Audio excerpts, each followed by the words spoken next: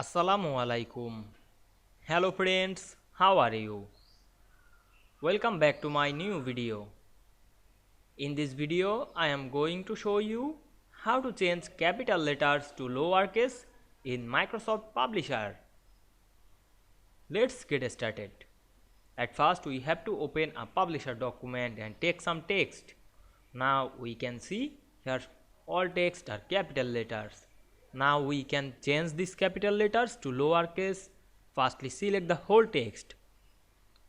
Click and drag on our mouse to select this whole text. Then go to the home menu and we can see here many options. Now we find and select the change case option and select it. Then we can see here the normals or small caps or all caps. Now I want to change these capital letters to lowercase. Select the normal text.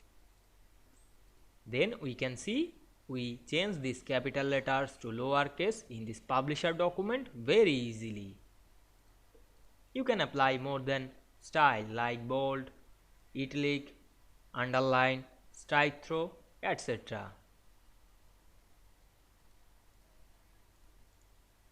I hope you enjoyed the video.